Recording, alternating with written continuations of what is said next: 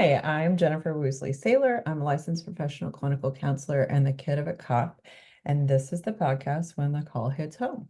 Hey everyone, it's Ashley Gethner. I'm a licensed clinical social worker and I'm also a child of a police officer. Hi, welcome back to When the Call Hits Home. I'm Jennifer Woosley Saylor, licensed professional clinical counselor, and I'll actually be holding down the fort today by myself. My wonderful co-host is off today, and she is very much missed. Ashley, you're the best, but it's just me today. I'm excited to introduce our guest. It's Halloween, so this will be a little bit of a mystery guest with us today. And so I kind of want to start by just saying how I met you. Would that be okay if that's how we got started? Yeah, it's been a long time. So my parents had my grandmother come and stay with me when I was really little. I was just turned 3 and living my best life because I was getting spoiled by my grandmother. And then I went and met my parents at the hospital and they showed me this room with all these little babies and supposedly one of those was you. And so that's the first time I met you. Do you remember this at all? I don't remember. You I don't don't recall remember that that at at all. all. Okay. Well, I'm excited to You said have it ruined you. your life, though, as a result of it. It's been trying. It's been trying for sure. But I definitely want to protect your privacy, and so we're not going to use names and stuff. But our listeners will get to use some deductive reasoning Yeah, I guess so. skills. I know time is valuable. You got planes to catch and all that kind of stuff. So I just want to kind of jump in and ask, was there ever an initial experience that you had that you realized your parent was a first responder? So kind of an initial thing that said, hey, my parent does this for a living. I don't think there was ever an initial with it. I think it was just always a part of it and identified with it. I mean, I think me and you as kids always playing at the police gym was a big thing. So it's just kind of, you always kind of had that pride in everything. Because I think every social activity I remember as a kid, which you kind of don't see as much with things, is was tied to that. For FOP was, the social hangout. Softball was all, Right. cops. Everything had that tie-in. So I don't know if there was just one thing of hidden. It was everything. It was all our life. And like, I mean, Christmas, we had the Christmas, I think FOP had the Santa Claus thing and the video thing. So everything was tied to that. And, I think it was a good thing that maybe in the larger society you don't see anymore. And I think we were fortunate of that.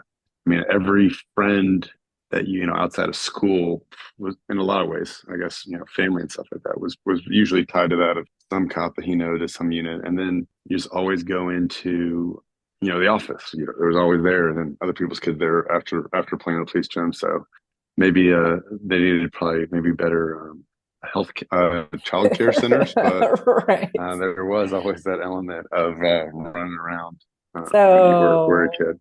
the FOP bar wasn't a place where children should be the whole time. Is that There was a pool table. I remember we played. Now they wouldn't give you quarters to No, we use never the got to actual actually sticks, play pool. Could you but if there imagine was, if we were given pool sticks? it'd We'd be probably be sharks. probably in the Olympics now. But yeah, I remember just rolling the. You'd be lucky if they'd let you roll the balls around, but at the very least, you always had the like a cue ball to throw from one end to the other. That was probably Exactly. the height of the entertainment. So it was kind of like rites of passage, not rites of passage per se, but like you had a holiday party and Christmas party in the winter, and then you always had some like the Turner's thing, like the big outdoor thing, Right. The and those summer were kind just of kind of cookout. always, yep, and that was always a thing. And then you always had, I think for me more than you, there was always, I think you went to a couple, but I went to way more of like softball and like I guess Dayton was a big one, but there's always travel that. So there were kind of, you took it these like community things with it. So I think you kind of missed a little bit of the actual. So that was just part of the community aspect, and then yeah, always going by the office and stuff like that, and then knowing that the schedule is kind of different from them compared to other people and other friends, you kind of realize that as well. Yeah, I appreciate that. And I think bringing up that aspect of community, I didn't think about that. Like I can remember dad come in and like in his uniform at like career day at school. Did he ever Yeah, do yeah, that? you had that. Yeah, I mean, there was that. I don't even career day, just like pick up often because Gotcha. he In was your in. I mean, I uniform. guess when we were really young, I remember what was the what's the viewpoint there they used to have downtown? The Bell. He used to like work that Oh, the beat. Belvedere. Hmm. Belvedere. That's what I thought, but that didn't sound right. But yeah, the Hmm. Belvedere, and he used to walk that. And I remember that was like probably the last time I remember him as on the beat as much. But that was uniform. And then yeah, he'd have different kind of things where, and it was always kind of a special thing when he had that. It was had to be like, and then he kind of went to plain coat clothes after that, so it was a little bit different. But yeah, I mean, even like always, and Dad talked to safety well, which I do appreciate. But I mean, there was always a gun in the between the in the car when he's Right. in his undercover car, like in between the seat, you knew it was always there. And I think Dad's credit, he was very like taught us how to use it, be safe and like not touch it. Well, so do you remember But it was that? Like, always do you there. remember any like firearm safety kind of stuff? I remember Dad. I don't know how old I was, but probably younger than I should have been. But I guess it's good in the long run. I think he showed me how to like clear it out in our like yard. I mean, not at, Right. a neighbor, but Yeah. at the grounds, and kind of showing how it kind of worked in there, and that kind of, and probably later on we'd go, to the family farm and actually shoot like a personal. But I think that was kind of a big thing. But even with the firearm piece, I think with that, I mean, this is kind of a tangent, but I remember our neighbors, like, I guess their son had passed away, and they brought over some like rusty pistol that somehow Dad would know because of that. And I think it also shows the neighbor of like police do kind of have all the hats that, and unfairly and probably not for the best of time that they wear so many hats. But yeah, even that, like your neighbor is going like, oh, here's this. So, Yeah. No, I don't remember that. Sorry. I do remember the neighbors reaching out with certain things. yeah, yeah, yeah. Yeah. So that's a good point. I like that. What are maybe some unique experience that you had that were a part of your parents' job? I think the biggest one that stands out is I don't think a lot of people realize like that. Obviously, there's good benefits and you pay well.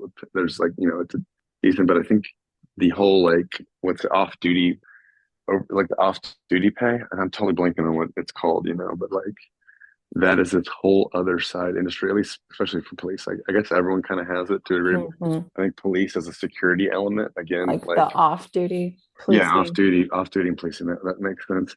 Like that's a whole thing, and then like that is like a big thing that you know they have to do to kind of make money on the side, and I think that's a big part of it. And it's but then again, that also is less time. You have a stressful job, and you have to do this other thing to kind of make extra money, and that's time you're not spending with your family and all like that. I'm sure as well, but you do it in a way to support your family. But anyways, so the off-duty piece, he always worked football games, and I'd always get to be on the sideline for games. I guess the biggest one since I was a kid when the Navy Ram like picked me up or whatever. That always was like a big. I think I had that for like years of kind of an experience to get to play with a mascot as a little kid, and I think that probably stands out the most of like That's awesome. being the kid on the sideline. You always get it. Like it's kind of funny even if your dad was a whatever, big rich bank guy or fellow community, he can probably get you, courtside or whatever. But Dad could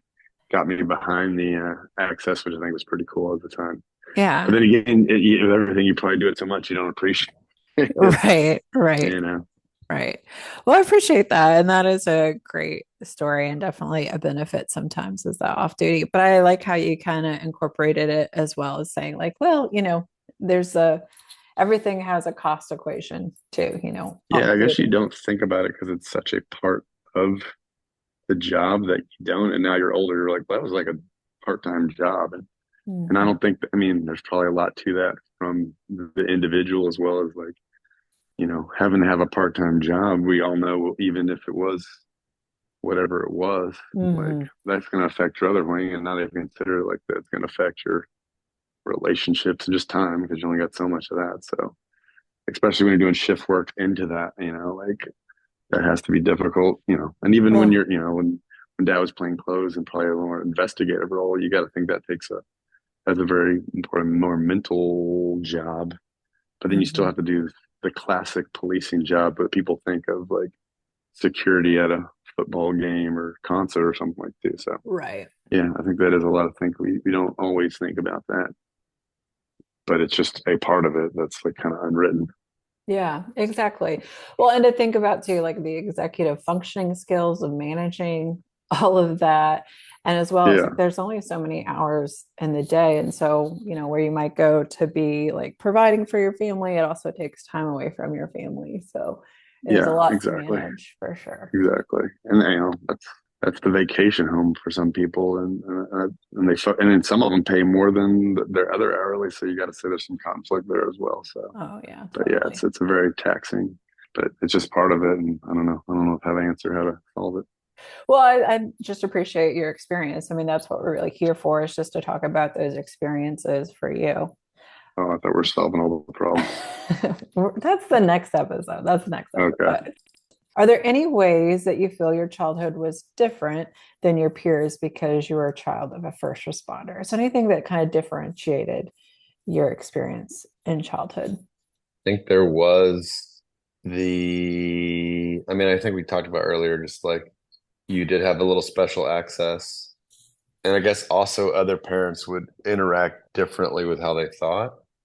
I Hmm. mean, obviously, some people have positive views of police and some have negative views. So that maybe that kind of picked up on, which I'm sure we can talk about that piece. But I think just, yeah, the shift, I guess, we were kind of like, middle class. So not really as many people did shift work then from our, in a lot of things. That was kind of one thing. Hmm. Also, like, yeah, I guess this, now that comes to Israel, this is, I guess, also kind of a funny story is like when I was down in fourth or fifth grade, that like it was near, I guess, downtown. So dad would like zip up there and like watch me like play playground. And I Uh-huh. think my teachers thought he was, like a predator, possibly. So I had to like they had to realize that, because it had an unmarked car too, so I think there is that piece with everything. Right. Um, Something that stands out of that story kind of stands out. So he didn't have like your typical like day of everything where he could like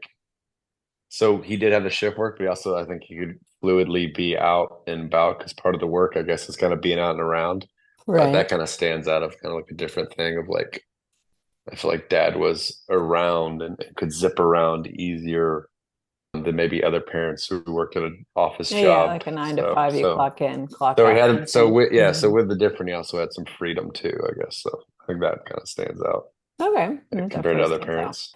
Did you ever think that there was like, Ashley and I have kind of talked a little bit about like expectations for us, like that maybe expectations are a little different for us than maybe other kiddos. Like we wouldn't break any rules. I don't know if I put that all on the police Yeah. kid. I don't know. I I remember, know. I'll tell this story. So I remember we had to write a persuasive piece for our family. It was in elementary school. And I think I wrote on like wanting a computer. Like that was my persuasive piece of like why we should invest in a computer. And I had a friend that wrote her persuasive piece was why my parents should give me what I want. And I was thinking, I mean, as a child, thinking that is not going to fly in my house. It is not what you Yeah. want. Like there Well, I was mean, yeah. definitely some expectations of, Yeah. I mean, I guess I don't know if that all comes from the background or just kind of our parents, kind of their perceptions of what important is. right. But yeah, I guess that is kind of how it is. Well, I mean, even, well, it's funny you say that. I didn't even know that because maybe if our parents did put into more of that, maybe, we'd be Silicon Valley magnets instead of, Right. you know, Eventually you'd we be got a running. computer. Yeah, exactly. That was probably 20 years old DOS when Windows was in. Is kind of how the trend was. But yeah, I don't think maybe there's an element of that with it, but I don't know. I might attribute that to Okay. their backgrounds. All right. Was there anything about your experience that shaped your own path? And obviously, whatever you want to share. I think the public service piece is always kind of thing they went in that. Obviously, I think our dad's role in that was probably a bigger to his role because, and I think I felt that later more, but I think there's always was a service element that kind of tied into there. And I guess that's kind of all from dad's piece and then like all, I guess dad's kind of lineage to a degree, I guess mom as well, but I think that's kind of a big piece I get to. So yeah, so my own like service stuff, I think that's always kind of a thing that I've always kind of, I think but that I guess you'd have to say that's way further on dad's side from his service. So yeah, I think just public service, community service and I don't think it has to be military as well as federal service, Peace Corps and stuff like that. So would It you could mind it could sharing just a be little going bit to a, about a your service abroad? yeah, I was in the Peace Corps a little after college, and then while there got back, and then I did the Marine Corps, and I've also done like National Guard for the Army, and then just also working, adjacent to federal stuff, and Well, government service. so can you tell a little bit about the transition from the Peace Corps into the Marine Corps into military service? Because I like that story. So share that. Okay. Living in Cameroon for a little bit and like realizing that it was a great experience. I got a lot of it.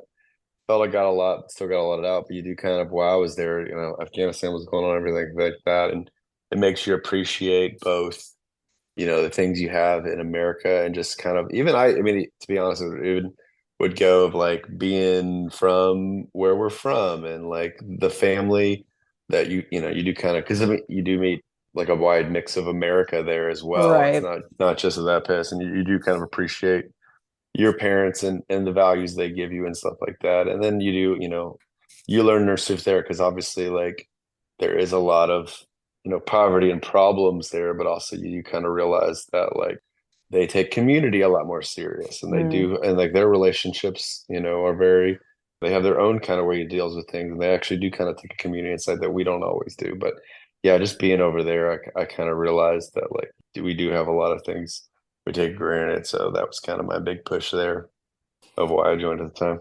Yeah. Well, and I think it's a pretty isolating experience too, like living in, in another country and kind of like you're out by yourself. They don't put you with all Peace Corps volunteers. And in that time of reflection, those are the things that you reflected on. I think that's a really beautiful thing. Yeah, yeah. You do have a lot of time to yourself. You do, there is the like this person's, I mean, there's American, there's even a person of like, like English speaker. There was even, so like you have these kind of weird relationships you kind of realize while you're overseas of that, of just, and then you realize, if I was in America, I'd never talk to this person. All Like, right. but you have this other kind of thing. But yeah, I think there was a lot of reflection and growing, and kind of like I said, there was a professional growth, but there's also, like I said, personal growth as well. While I was there, that Yeah. appreciated and came back with new perspectives, and some of those perspectives that you thought were new were kind of tied you to the older things Hmm. of like, your grandparents and things that you were happy that were your focus on and everything like that. Yeah, and Ashley and I doing this and kind of reflecting on our experiences. I can remember being in college and no matter what I was going to grow up and do, and maybe I'm still figuring that out what I'm going to be when I grow up, but it was always like it has to be something that matters. Like, Yeah. like to your point, like in your way and in your line in service. And I think that there is something to when your parents are first responder, like the perspective it gives you about what matters sometimes. But I also just want to shout out like your incredible through line today, just about community. Like I kind of had forgotten about those experiences growing up around community with FOP and, LPOA and Christmas events and things like that. And then to talk about that, living overseas and the community that was established there. I just finished this book, and Ashley and I are going to talk a little bit more about, social media and things like that when it comes to, parenting. And one of the themes in the book I just recently read was about community and the importance of like us coming together for a generation, and it not being so isolated and individualized with our kind of kids maybe lost in their phones. I So, think, I mean, I think that is a big thing. I think COVID's blowing up. I think we do have like, there probably is a loneliness crisis that we're not going to even realize until it's past us. I was with some podcast. I mean, the guy was a political, consultant, and he right. kind of says like, people don't realize the loneliness of just, if, there's people out there that a cashier, asking them how my day, that might be the only time they hear. And I think I don't know, that might be a topic for a different discussion, but there is a piece of that, and I think you got to find that in many ways, and I think that's in the military. I think in the military, probably even that's changed a little bit too. I know I thought I'd have a lot more playing rec league Camaraderie. camaraderie, and I did, but it just wasn't the way I thought it. I thought it'd be Hmm. more, but you do realize that it's out there. I mean, I have really good friends from that, and from training and everything that you kind of get really close to people, and obviously in combat, but like that obviously has it too as well. But just Right. difficult training, you get close, and just there are people that play basketball and more. And then over like when I was overseas, we played just playing basketball a lot. You just kind of get along. You do kind of have Right. that I don't think a lot of people in the larger society even really get that more because you have sports, you play it all the time as a kid, and then when you get Right. after a certain age, like you kind of phase out that. And I think maybe there needs to be a push to kind of even have intramural stuff even more and stuff like that because I think that we are dealing with that. And I think I think it was there before COVID, and I think It technology was. has, but I think that probably made it worse. And yeah, I think technology is always going to be coming. So we Yeah. can't totally be scared and Luddites about it, but we also need to kind of know how do we find the positive and try to go over the negative. And I think that's going to be a big thing. Because I mean, technology too, like even what we're doing, like Oh, right. This is if possible I because had this of. process when I was overseas with the camera, it's how much I don't know that probably. But then again, as I say, that experience would probably be completely different. Maybe I wouldn't have integrated as well if I was calling home every night because I had good Exactly. Wi-Fi. So, and then Right. I had like cell phone that people could call a little bit as expensive as it was. But you got to think back in the day, it was just letters if you can get there weeks at a time. So, Right. Yeah. Well, and I still have some of our letters from when you were in Cameroon. So I appreciate that that's how, we connected and stuff like that for sure. exactly.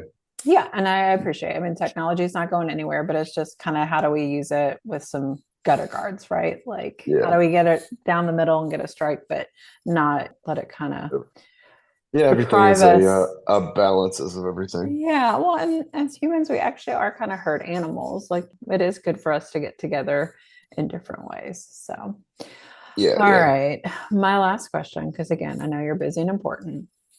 What is a funny experience you had, or just a story that you had that related to your parent being a first responder? I think I thought I hit it with the ram. Funny experience. Well, I I have think one. Were you in the car on this one? We uh, were driving home, I'm sure from the police gym, because that's again where our childhood was. yeah. And we were in dad again unmarked car, but his radio was in it, and it was like something like there was a knife fight, and it was one street over from Tyler from our street. Hmm. And he's like, dad kind of gets serious and paying attention. It's like this knife fight. And so we're in the car, I'm in the car, he throws on the sirens, we pull up, and it was like a kid 2 stories down, like had fallen off their bicycle. Clearly there was like lost communication, and all these police officers show up. And I remember somebody being like, what did you tell them? Because it was just a girl fell off her bike and Was that a swatting? it Was that one of the was. original swatting incidents? Yes. I don't remember that one. I think You weren't, you probably I wouldn't have don't remember probably that been one. I mean, because, possibly. I think. yeah. Oh, that's the one positive. I go into the side. It is there are some perks when you get pulled over. I mean, I never I don't know what you're talking about I there. got pulled over one time, and Woosley's kid was always a good thing. So that was kind of a positive experience Yeah. to have that. I think even our mom used that, and I think our parents were divorced at the time. So She's I still think dropping there that. is. I don't know. Maybe there we might get a Cease ethical and note that assist. that might get ethical notices from the car that we should be put in jail or have to pay a fine after all these years. But that is a hidden little perk there with if you're going 10 miles over, if you do get pulled over, Yeah. usually if you get but that being said, it's going to come back to that person. Your Yeah. parents are going to talk to her, and so Right. though you might not financially feel it as much or get the point. Oh, You let might me have just pay actually you the might actually money. want to Let me you might just actually pay want to the have just money. Let's you want keep to this pay the hush money. money. Other than that, I think I can't think off the top of my head of a good one. I never like did a ride along. I mean, that was probably the biggest experience with that is just that call that was in our neighborhood. And again, it was just a miscommunication. But Well, he actually, responded once, I know. go ahead. He responded once, but it wasn't that. But I know he always had that like bright glow band that had like police on it. Hmm. Because I guess they had an incident in the past. It was kind of a safety protection measure. Right. So I remember one time he did kind of run out and do that, and wait in the car running, but I don't think it really. I think he was kind of he wasn't the first one there, and I think the beat cops took it. But Yeah. yeah, I think that's really the only thing I can kind of think of off the top of my head. But yeah, there was some small ones, but also funny too. Which kind of shows the line of like, they're always on duty, but Of like you'd course. be in the unmarked car and someone would speed. I guess that's another. Maybe we're going to church and some guy speeds by. I mean, not crazy, but he was All going, right. 15 over. Dad, and I was like, Dad, they're not. He's like, I think I'll let someone else get that one. Like Oh, you were he gonna go for realized, them. yeah, exactly. Yeah, I thought that was, the police are always having to serve, but he said let some other officer take that one because the paperwork would be kind of big. And he's a detective. That's not really his Right. His way lane. to yeah, I but that was was kind of a piece of that. I remember us laughing about, feeling like super safe when we were little because we had dad as a cop as a parent, and then realizing like when you'd sneak down to downstairs and he'd just be passed out asleep. And we're like, Oh well, yeah, is he yeah. really gonna? Yeah, that I wonder. Yeah, I guess that would be kind of interested for parents or people that didn't have first responder kids, because there is that thought of like an extra level of protection. Yeah, How yeah, much of that is just a dad, and how much of that is they're like a police officer. But yeah, that day you got to kind of realize like, what? yeah, Maybe yeah. like I remember I maybe feel the like we level of were protection isn't much probably, better there. I know, but I think in that level of protection too, Ashley and I have talked some about this. Like, I'll be honest, I didn't really have a lot of like fear around dad's safety. I wasn't like, is he going to come home or things No, like I don't that. think we I don't had any know. anxiety. And like dad was obviously involved in a pretty big event where it could have Right. happened. That was kind of before my time. I don't know if how you processed that, but that was kind of before older than I remember. But yeah, I guess you don't really think of that because I don't think I that's guess you'd be all, you'd be anxious all the time, maybe, and maybe but you I just think I that don't think that's, dad I, wasn't, and I think dad wasn't that anxious about it. Maybe he just at least perceive it. So like I don't know. I never really picked up on of that happening. I didn't either. And I don't know that every first responder kid, police, fire, like I think we're kind of lucky. I think we might have been Yeah. had a little bit of a Well, bubble around us. We're a yeah, little bit older, but maybe they want that too. Maybe that's good in a way too, because you right. wouldn't want to be that. But yeah, it's definitely a profession you don't think of, because obviously military, it's funny too, because like there's only obviously anyone, but they're statistically pretty low, and obviously Hmm. certain specialties, MOSs of that Hmm. it might be a little bit higher, but and it's it's just so large that statistically. But yeah, you don't really consider that. It'd be interested to see what the statistics are, and there's probably even more statistics with that of when and where. I know actually, I think a lot of, from my understanding, again, this is I don't know, but I think state troopers actually are pretty dangerous because of all the pullovers and It's a very dangerous you, job. yeah, Yes. and Hmm. just on top of while cars are coming 70 miles an hour and you're standing, Right. add that to that, you don't really know that person. So there's like a danger there where we consider maybe perception usually of like New York City cop or whatever has the most Hmm. dangerous when really it's probably not actually like that if you look at the statistics. So Right. it is kind of an interesting thought of it though. But yeah, I never really kind of had that I didn't either. And anxiety. I So I don't don't think. know that I've had the gratitude of that until, now, like with Ashley and I kind of starting this, and then you and I talking a little bit more, because I don't think that we were necessarily like naive or that our parents had us in a bubble by any means, but I definitely don't think that there was anxieties around, No, safety and things like that, no, or his it is. personal safety. No, it is, and like it is, I guess it is a job, though a mix of a lot of things. It's there is a point where, I guess even they treat it as a job and you don't realize that. So you pick up on Right. that. Yeah. Because imagine if they thought about that every day, they Yeah, probably you wouldn't wouldn't be be able good to be good at negotiate. their job if you kind of walked That's every true. step I mean, I think we've kind of seen that you don't want people like that because Yeah. of all the incidents and issues. You don't want people that aren't able to like be calm in a situation, and being anxious Right. is not going to make you calm in a situation. Right. So Yeah, I heard that. Well, those are all like the questions, because again, I know you're super busy. Is there anything yeah, else that you wanted to share with our When the Call Hits Home listeners? I don't think really. I think interesting speak. I really don't think I've ever really thought about this stuff that much or that really deeply because you know what you know, and that's Yeah. your experience, and that's kind of how you get into it. You don't realize that it's different. So Yeah. yeah, Well, I appreciate it. And I appreciate you taking some time to reflect. And again, I know, you got a plane to catch here. Important. And this is different for our podcast. Usually people are asking to be on and promoting something, and we are not even telling people your name. So okay, all I can really do is thank you for your time and all for your right. service. And Maybe the 200th episode we'll leak that. That'll be a fan deep okay. tease. Oh yeah. This is an An Easter egg that we give anniversary. Yeah, them. exactly. That'll be the For big sure. reveal. Yeah. Well, I hope to see you at the family reunion. And again, thank you for your time. And that just wraps another episode. Thank you again for listening, and I appreciate the understanding, respecting our clients' privacy. And I know we have a smart group of listeners that were able to kind of figure out how I know their guest. I missed you, Ashley, and you're so good at this tagline, but I'm going to give it a try. Just remember, guys, when the call hits home, Ashley and I are here for you. Thanks.